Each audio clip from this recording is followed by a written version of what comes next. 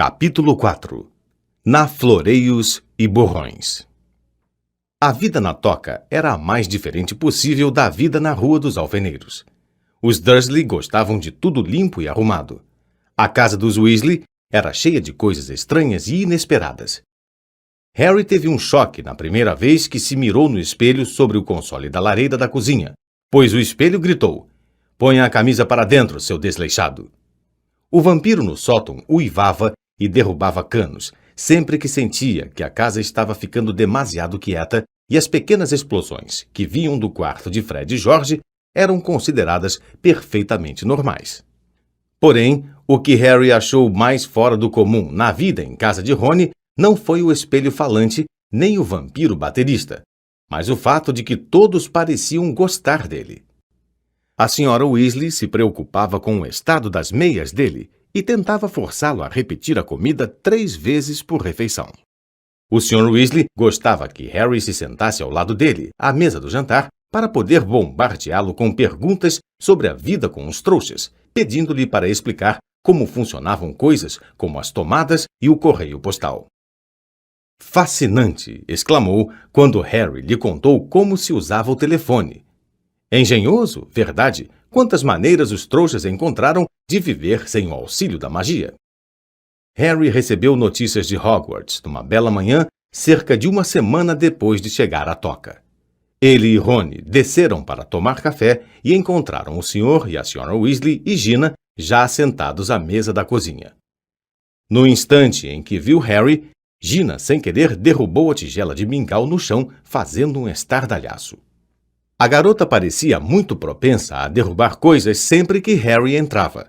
Ela mergulhou debaixo da mesa para apanhar a tigela e reapareceu com o rosto rubro como um sol poente. Harry, fingindo não notar, sentou-se e aceitou a torrada que a Sra. Weasley lhe oferecia.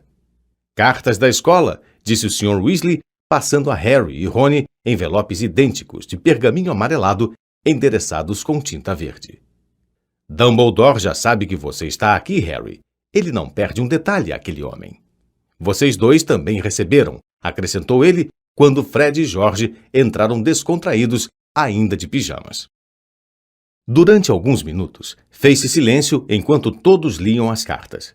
A de Harry mandava-o tomar o expresso de Hogwarts, como sempre, na estação de King's Cross no dia 1º de setembro.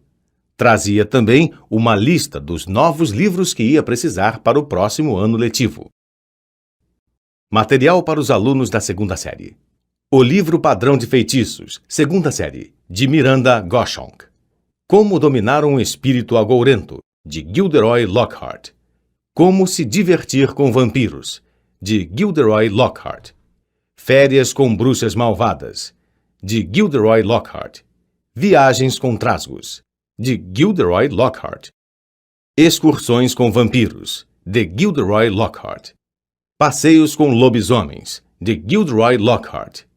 Um ano com o Yeti, de Gilderoy Lockhart. Fred, que terminara de ler a lista, deu uma espiada na de Harry. "Mandaram você comprar todos os livros de Lockhart também?" admirou-se. "O novo professor de defesa contra as artes das trevas deve ser fã dele. Aposto que é uma bruxa."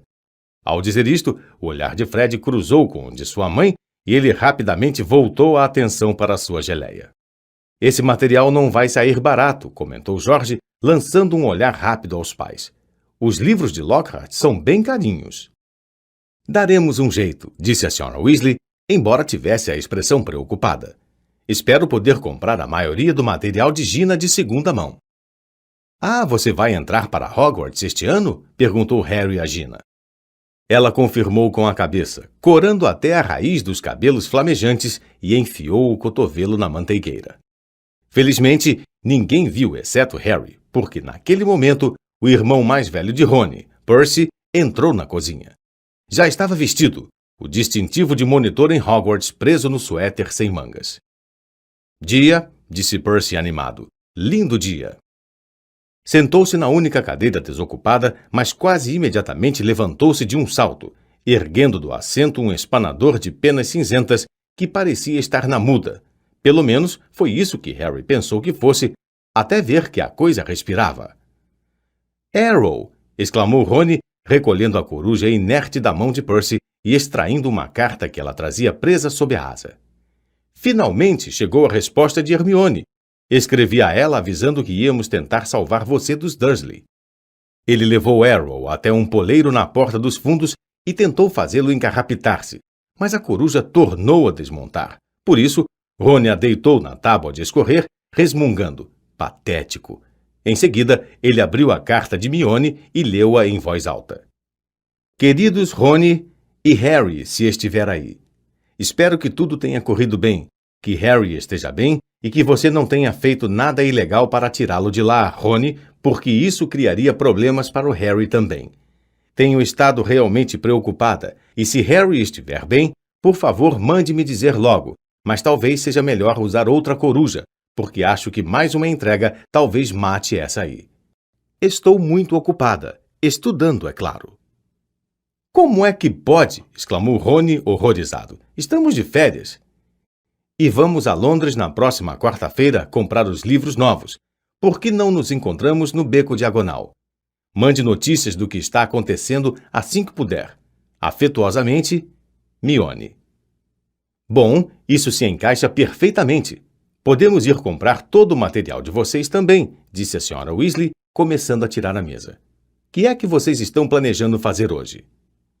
Harry, Rony, Fred e George estavam pensando em subir o morro até um pequeno prado que pertencia aos Weasley.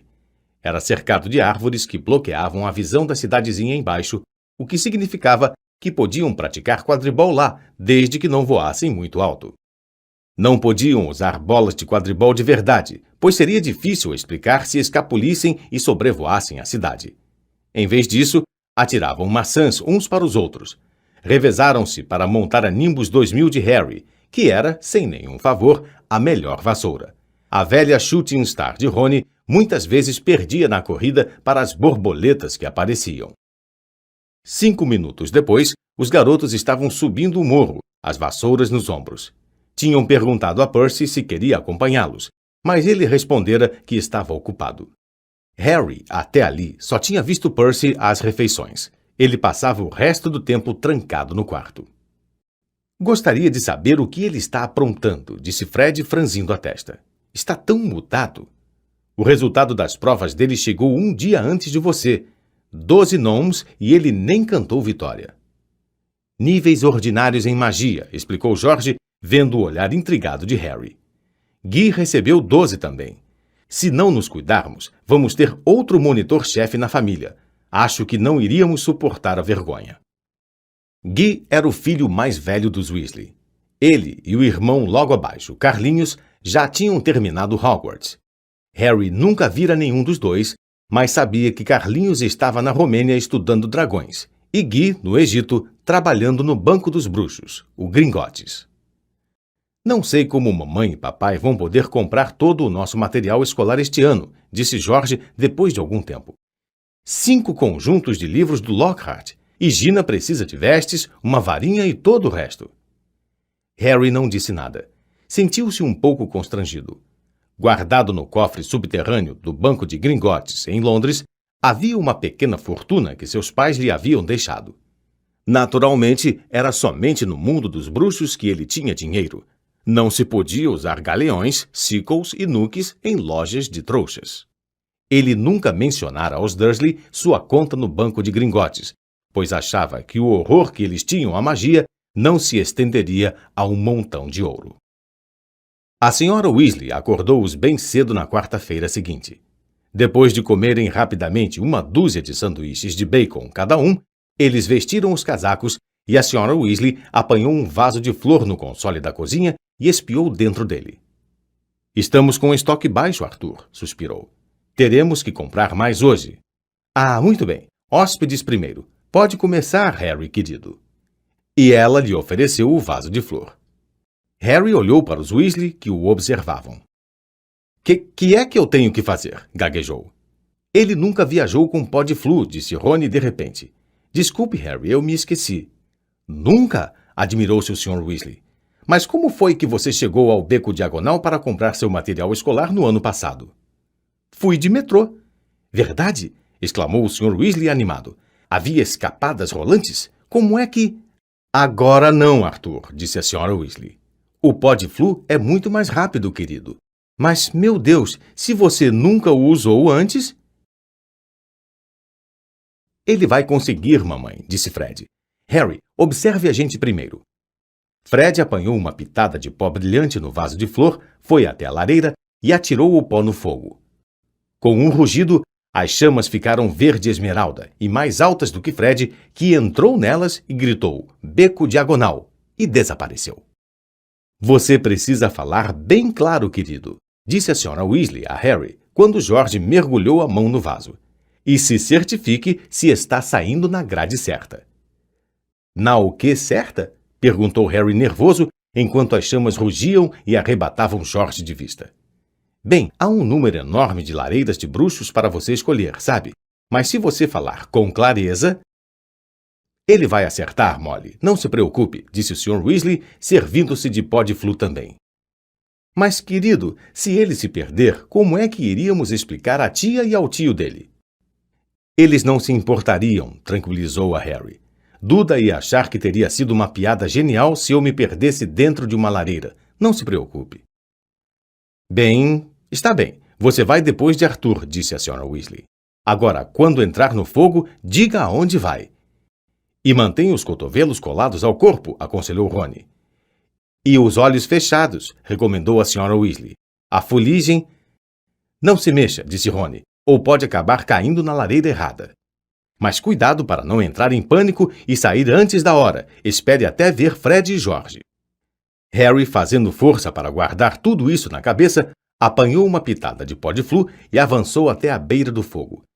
Inspirou profundamente, lançou o pó nas chamas e entrou.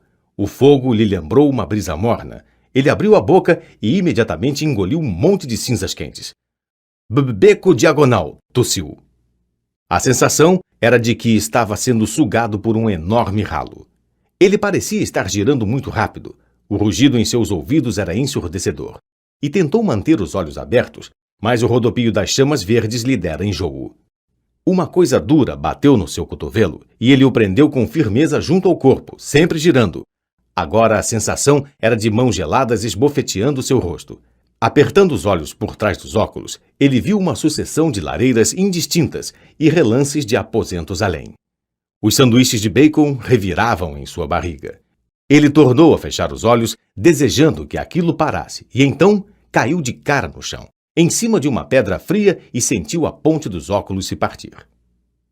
Tonto e machucado, coberto de fuligem, ele se levantou desajeitado, segurando os óculos partidos na frente dos olhos. Estava totalmente sozinho, mas onde estava, ele não fazia ideia. Só sabia dizer que estava de pé numa lareira de pedra em um lugar que parecia ser uma loja de bruxo grande e mal iluminada. Mas nada que havia ali tinha a menor probabilidade de aparecer numa lista de material escolar de Hogwarts. Um mostruário próximo continha uma mão murcha em cima de uma almofada, um baralho manchado de sangue e um olho de vidro arregalado. Máscaras diabólicas o espiavam das paredes. Uma variedade de ossos humanos jazia sobre o balcão e instrumentos pontiagudos e enferrujados pendiam do teto. E o que era pior, a rua estreita e escura que Harry via pela vitrine empoeirada da loja decididamente não era beco diagonal. Quanto mais cedo saísse dali, melhor. Com o nariz ainda doendo por causa da batida na lareira, Harry se encaminhou depressa e silenciosamente para a porta. Mas antes que cobrisse metade da distância, duas pessoas apareceram do outro lado da vitrine. E uma delas era a última pessoa que Harry queria encontrar, estando perdido, coberto de fuligem, com os óculos partidos. Draco Malfoy. Harry olhou depressa a toda a volta e viu um grande armário preto à esquerda. Correu para ele e se fechou dentro, deixando apenas uma frestinha na porta para espiar. Segundos depois, uma sineta tocou e Malfoy entrou na loja.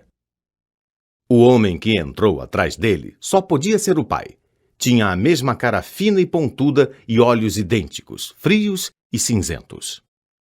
O Sr. Malfoy andou pela loja, examinando descansadamente os objetos expostos e tocou uma campainha em cima do balcão antes de se virar para o filho e dizer: Não toque em nada, Draco. Malfoy, que esticara a mão para o olho de vidro, retrucou. Pensei que você ia me comprar um presente. Eu disse que ia lhe comprar uma vassoura de corrida, disse o pai tamborilando no balcão. De que me serve uma vassoura se não faço parte do time da casa? Respondeu Malfoy com a cara amarrada. Harry Potter ganhou uma Nimbus 2000 no ano passado. Permissão especial de Dumbledore para ele poder jogar pela Grifinória. Ele nem é tão bom assim, só que é famoso. Famoso por ter uma cicatriz idiota na testa. Malfoy se abaixou para examinar uma prateleira cheia de crânios. Todo mundo acha que ele é tão sabido, o maravilhoso Potter, com sua cicatriz e sua vassoura. Você já me contou isso no mínimo 10 vezes, disse o Sr. Malfoy com um olhar de censura para o filho. E gostaria de lembrar-lhe que não é prudente demonstrar que não gosta de Harry Potter, não quando a maioria do nosso povo acha que ele é o herói que fez o Lorde das Trevas desaparecer. Ah, Sr. Borgin. Um homem curvado aparecera atrás do balcão, alisando os cabelos untados de óleo para afastá-los do rosto. Sr. Malfoy, que prazer revê-lo, disse o Sr. Borgin, untuoso como os seus cabelos. Encantado. E o jovem Malfoy também. Encantado. Em que posso servi-los? Preciso lhes mostrar. Chegou hoje e a um preço muito módico. Não vou comprar nada hoje, Sr. Borgin. Vou vender, disse o Sr. Malfoy. Vender? O sorriso se embaçou levemente no rosto do Sr. Borgin. O senhor ouviu falar, é claro, que o Ministério está fazendo mais blitz, disse o Sr. Malfoy, puxando um rolo de pergaminho do bolso interno do casaco e desenrolando-o para o Sr. Borgin ler. Tenho em casa uns, objetos que poderiam me causar embaraços se o Ministério aparecesse. O Sr. Borgin encaixou um pincenê na ponte do nariz e percorreu a lista. O Ministério certamente não ousaria incomodá-lo, não é, meu senhor? O Sr. Malfoy crispou os lábios. Até agora não me visitaram. O nome Malfoy ainda impõe um certo respeito, mas o Ministério está ficando cada vez mais intrometido. Há boatos de uma nova lei de proteção aos trouxas. Com certeza, aquele bobalhão pulguento, apreciador de trouxas, Arthur Weasley, está por trás disso. Harry sentiu uma onda escaldante de raiva. E como vê, alguns desses venenos poderiam fazer parecer... Compreendo, meu senhor, naturalmente, disse o Sr. Borgin. Deixe-me ver. Pode me dar aquilo? Interrompeu Draco, apontando para a mão murcha sobre a almofada. Ah, a mão da glória, disse o Sr. Borgin, abandonando a lista de Malfoy e correndo para perto de Draco. Ponha-lhe uma vela e ela dá luz apenas a quem a segura. A melhor amiga dos ladrões e saqueadores. O seu filho tem ótimo gosto, meu senhor. Espero que o meu filho venha a ser mais do que um ladrão ou um saqueador, Borgin, disse o Sr. Malfoy com frieza, ao que o Sr. Borgin respondeu depressa. Sem ofensa, meu senhor. Não tive intenção de ofender. Mas, se as notas dele não melhorarem, disse o Sr. Malfoy com maior frieza ainda, pode ser que ele realmente só tenha talento para isto. Não é minha culpa, retrucou Draco. Todos os professores têm alunos preferidos. Aquela Hermione Granger. Pensei que você sentiria vergonha se uma menina que nem pertence à família de bruxos passasse à sua frente em todos os exames, comentou com rispidez o Sr. Malfoy. Ah! Exclamou Harry baixinho, satisfeito de ver Draco com cara de quem está ao mesmo tempo envergonhado e aborrecido. É a mesma coisa em toda parte, disse o Sr. Borgin com sua voz untuosa.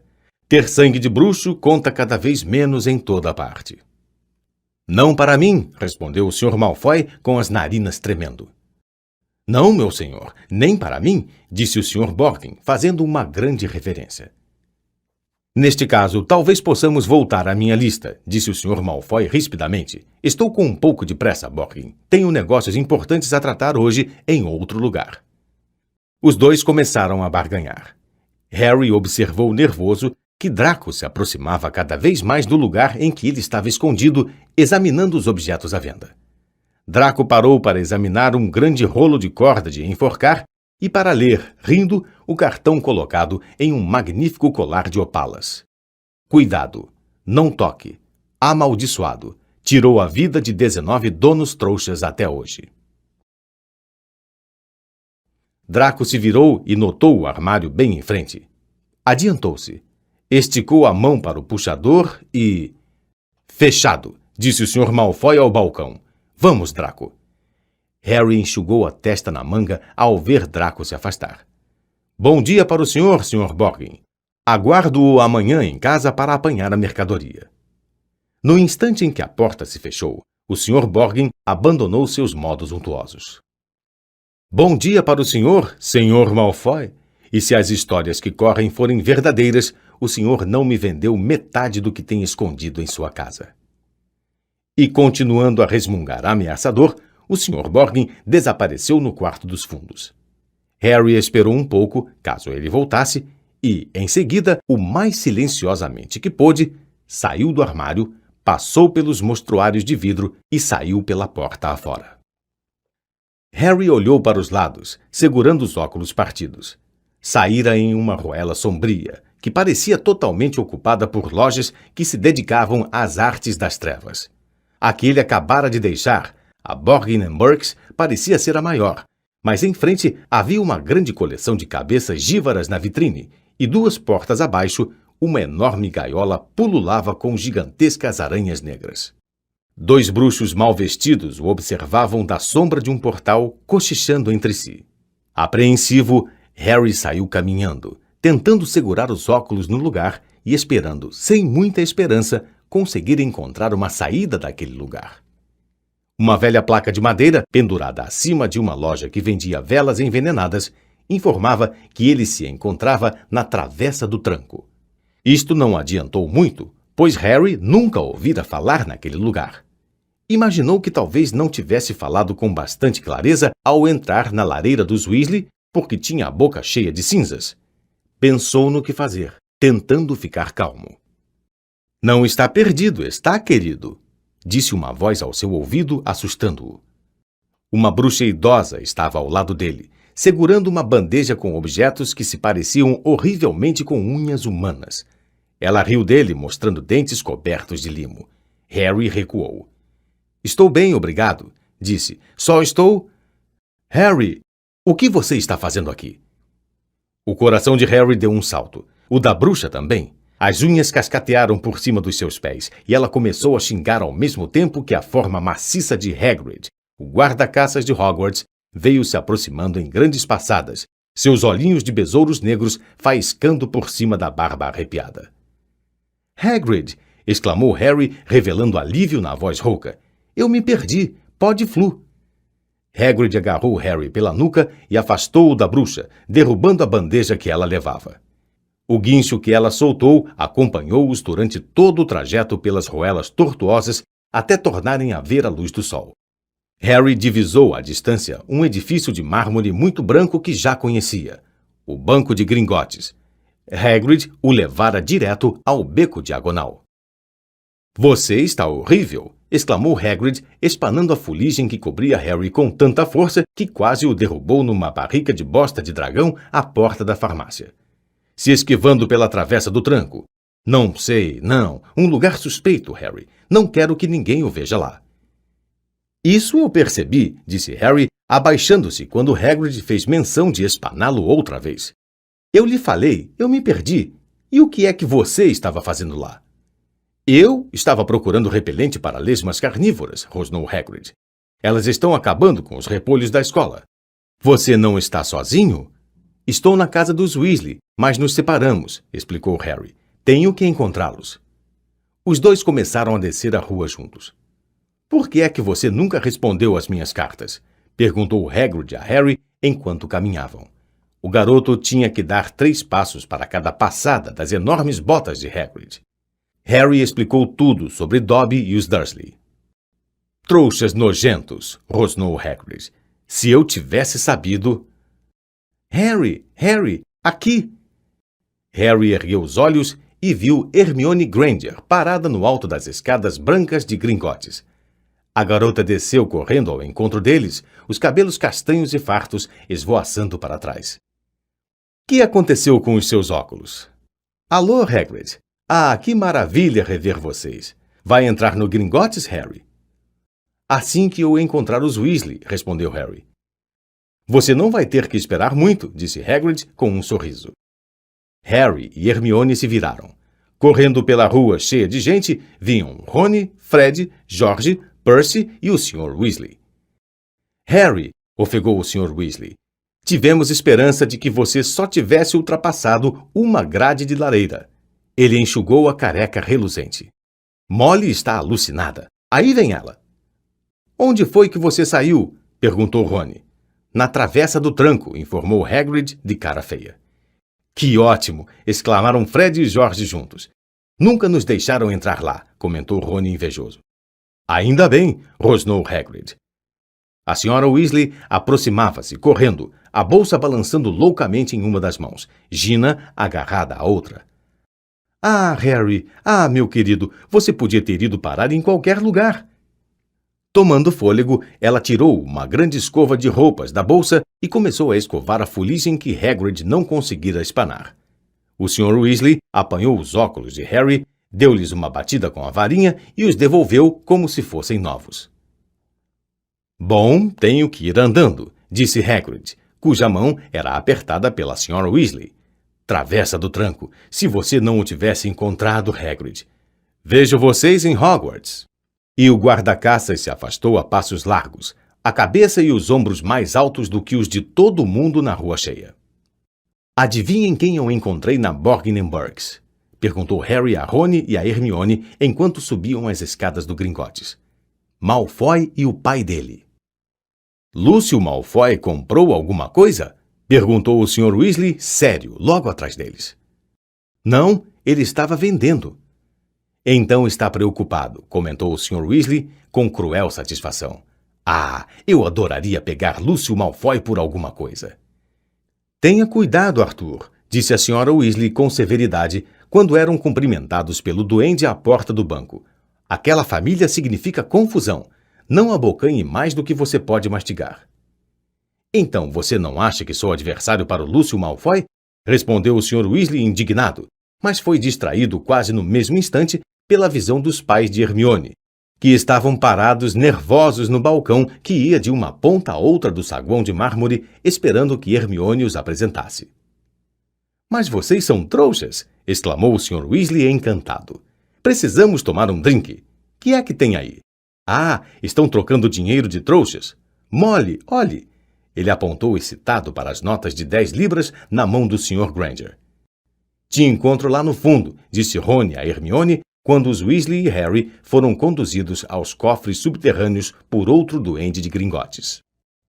Chegava-se aos cofres a bordo de vagonetes pilotados por duendes, que os manobravam em alta velocidade por trilhos de bitola estreita através dos túneis subterrâneos do banco. Harry curtiu a viagem vertiginosa até o cofre dos Weasley, mas se sentiu muito mal, muito pior do que se sentira na travessa do tranco quando eles o abriram. Havia uma pequena pilha de sickles de prata lá dentro e apenas um galeão de ouro. A Sra. Weasley tateou pelos cantos antes de varrer tudo para dentro da bolsa. Harry se sentiu ainda pior quando chegaram ao seu cofre. Tentou bloquear a visão do conteúdo enquanto enfiava, apressadamente, mãos cheias de moedas em uma bolsa de couro. De volta aos degraus de mármore, eles se separaram. Percy murmurou qualquer coisa sobre a necessidade de comprar uma pena nova. Fred e George tinham visto um amigo de Hogwarts, Lino Jordan. A Sra. Weasley e Gina iam a uma loja de vestes de segunda mão. O Sr. Weasley insistia em levar os Granger ao caldeirão furado para tomar um drink. Vamos nos encontrar na Floreios e Borrões dentro de 1 hora para comprar o material escolar, disse a Sra. Weasley, se afastando com Gina. E nem pensar em entrar na travessa do tranco, gritou ela para os gêmeos que seguiam na direção oposta. Harry, Rony e Hermione caminharam pela rua tortuosa, calçada de pedras. A bolsa de ouro, prata e bronze, que retinia alegremente no bolso de Harry, estava pedindo para ser gasta, de modo que ele comprou 3 grandes sorvetes de morango e manteiga de amendoim, que os 3 lamberam felizes enquanto subiam o beco, examinando as vitrines fascinantes das lojas. Rony admirou cobiçoso um conjunto completo de vestes da grife Chudley Cannon na vitrine da Artigos de Qualidade para Quadribol, até que Hermione puxou os 2 para irem comprar tinta e pergaminho na loja ao lado. Na Gamble and Japes, Jogos de Magia, eles encontraram Fred, George e Lino Jordan, que estavam fazendo um estoque de fogos de artifício Dr. Feliz Buteiro, que disparavam molhados e não aqueciam, e num brechó cheio de varinhas quebradas, balanças de latão empenadas e velhas capas manchadas de poções, os garotos deram de cara com Percy, profundamente absorto na leitura de um livro muito chato intitulado Monitores-Chefes que se tornaram poderosos. Um estudo dos monitores-chefes de Hogwarts e suas carreiras. Leu Rony alto na quarta capa. Parece fascinante. Deem-o fora, disse Percy com rispidez. É claro que ele é muito ambicioso. O Percy já planejou tudo. Quer ser ministro da magia, comentou Rony para Harry e Hermione em voz baixa quando deixaram o irmão sozinho. Uma hora depois, eles rumaram para Floreios e Borrões. Não eram, de maneira alguma, os únicos que se dirigiam à livraria. Ao se aproximarem, viram, para sua surpresa, uma quantidade de gente que se acotovelava à porta da loja tentando entrar. A razão disso estava anunciada em uma grande faixa estendida nas janelas do primeiro andar. Gilderoy Lockhart autografa sua autobiografia, O Meu Eu Mágico, hoje das 12h30 às 16h30. Vamos poder conhecê-lo, gritou Hermione esganiçada. Quero dizer, ele é o autor de quase toda a nossa lista de livros. A aglomeração parecia ser formada, em sua maioria, por bruxas mais ou menos da idade da Sra. Weasley. Um bruxo de ar atarantado estava postado à porta dizendo: Calma, por favor, minhas senhoras. Não empurrem. Isso. Cuidado com os livros agora. Harry, Rony e Hermione espremeram-se para entrar na loja. Uma longa fila serpeava até o fundo da loja, onde Gilderoy Lockhart autografava seus livros. Cada um dos meninos apanhou um exemplar de O Livro Padrão dos Feitiços, segunda série, e se enfiaram sorrateiros no início da fila onde já aguardavam os outros meninos com o Sr. e a Sra. Weasley. Ah, chegaram! Que bom! Disse a Sra. Weasley. Ela parecia ofegante e não parava de ajeitar os cabelos. Vamos vê-lo em 1 minuto. Aos poucos, Gilderoy Lockhart se tornou visível, sentado a uma mesa, cercado de grandes cartazes com o próprio rosto, todos piscando e exibindo dentes ofuscantes de tão brancos. O verdadeiro Lockhart estava usando vestes azul miosotes, que combinavam à perfeição com os seus olhos. Seu chapéu cônico de bruxo se encaixava em um ângulo pimpão sobre os cabelos ondulados. Um homenzinho irritadiço dançava à sua volta, tirando fotos com uma máquina enorme que soltava baforadas de fumaça púrpura a cada flash enceguecedor. Saia do caminho, você aí, rosnou ele para Rony, recuando para se posicionar em um ângulo melhor. Trabalho para o profeta diário. Grande coisa, disse Rony, esfregando o pé que o fotógrafo pisara. Gilderoy ouviu-o, ergueu os olhos, viu Rony e, em seguida, viu Harry Potter. Encarou-o.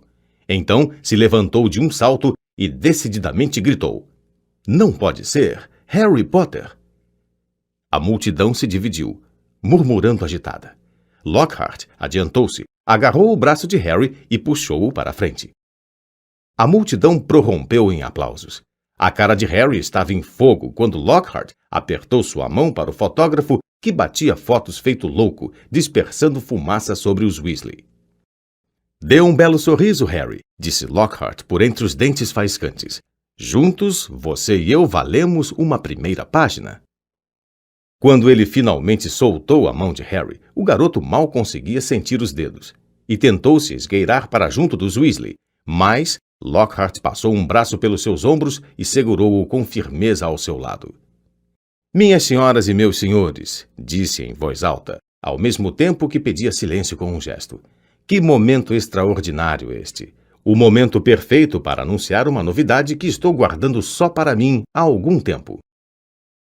Quando o jovem Harry entrou na Floreios e Borrões hoje, ele queria apenas comprar a minha autobiografia, com a qual eu terei o prazer de presenteá-lo agora.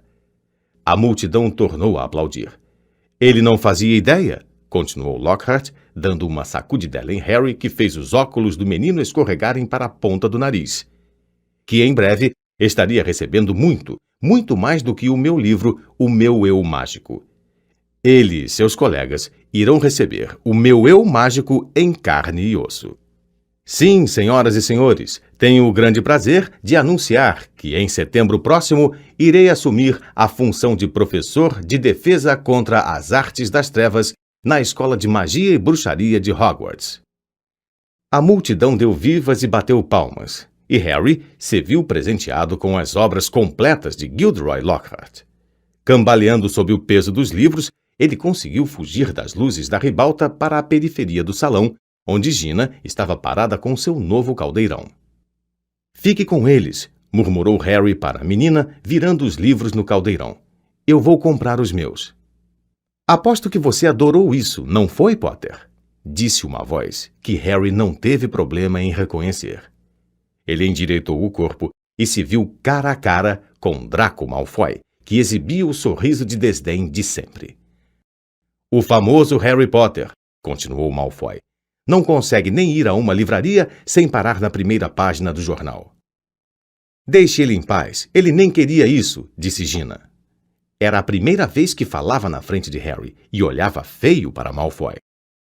Potter, você arranjou uma namorada? Disse Malfoy, arrastando as sílabas.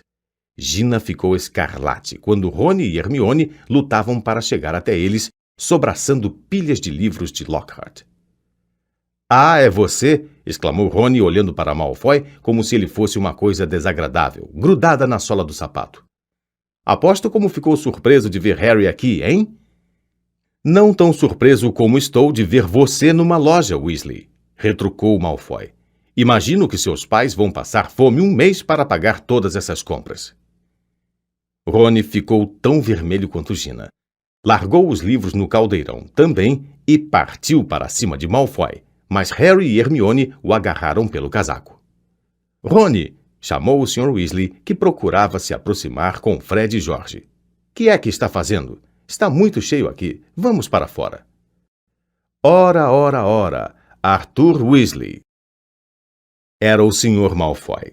Estava parado, com a mão no ombro de Draco, com um sorriso de desdém igual ao do filho.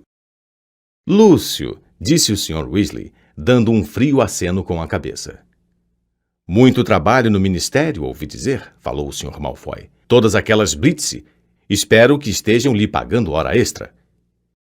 Ele meteu a mão no caldeirão de Gina e tirou do meio dos livros de capa lustrosa de Lockhart um exemplar muito antigo e surrado de um Guia da Transfiguração para Principiantes. É óbvio que não, concluiu o Sr. Malfoy. Ora veja, de que serve ser uma vergonha de bruxo se nem ao menos lhe pagam bem para isso? O Sr. Weasley corou com mais intensidade do que Rony e Gina. Nós temos ideias muito diferentes do que é ser uma vergonha de bruxo, Malfoy. Visivelmente, disse o Sr. Malfoy, seus olhos claros desviando-se para o Sr. e a Sra. Granger, que observavam apreensivos. As pessoas com quem você anda, Weasley. E pensei que sua família já tinha batido no fundo do poço. Ouviu-se uma pancada metálica quando o caldeirão de Gina saiu voando. O Sr. Weasley se atirara sobre o Sr. Malfoy, derrubando-o contra uma prateleira. Dúzias de livros de soletração despencaram com estrondo em sua cabeça. Ouviu-se um grito, pega ele, papai, dado por Fred e George. A Sra. Weasley gritava, não, Arthur, não! A multidão estourou, recuando e derrubando mais prateleiras. Senhores, por favor, pedia o assistente e, depois, mais alto que a algazarra reinante. Vamos parar com isso, cavalheiros, vamos parar com isso. Hagrid caminhava em direção aos dois, atravessando um mar de livros. Num instante, ele separou o Sr. Weasley e o Sr. Malfoy. O Sr. Weasley com o lábio cortado e o Sr. Malfoy fora atingido no olho por uma enciclopédia dos sapos. Ele ainda segurava o livro velho de Gina sobre transfiguração. Atirou-o nela, os olhos brilhando de malícia. Aqui, tome o seu livro, é o melhor que seu pai pode lhe dar. E desvencilhando-se da mão de Hagrid, chamou Draco e saíram da loja. Você devia ter fingido que ele não existia, Arthur, disse Hagrid, quase erguendo o Sr. Weasley do chão enquanto este endireitava as vestes. Podre até a alma, a família toda, todo mundo sabe disso. Não vale a pena dar ouvidos a nenhum Malfoy. Sangue ruim é o que é. Vamos agora, vamos sair daqui. O assistente parecia querer impedi-los de sair, mas mal chegava à cintura de Hagrid e pareceu pensar 2 vezes. Eles subiram apressados à rua, os Granger tremendo de susto e a Sra. Weasley fora de si de fúria. Um belo exemplo para os seus filhos. Saindo no tapa em público. Que é que o Gilderoy Lockhart deve ter pensado? Ele estava satisfeito, informou Fred. Você não ouviu o que ele disse quando estávamos saindo? Perguntou àquele cara do Profeta Diário se ele podia incluir a briga na notícia. Disse que tudo era publicidade. Mas foi um grupo mais sereno que voltou à lareira do Caldeirão Furado, de onde Harry, os Weasley e todas as compras iriam retornar à toca, usando o pó de Flu. Eles se despediram dos Granger, que iriam atravessar o bar para chegar à Rua dos Trouxas, do outro lado. O Sr. Weasley começou a perguntar ao casal como funcionavam os pontos de ônibus, mas parou de repente ao ver o olhar da Sra. Weasley. Harry tirou os óculos e guardou-os bem seguros no bolso antes de se servir do pó de Flu. Decididamente, não era o seu meio de transporte favorito.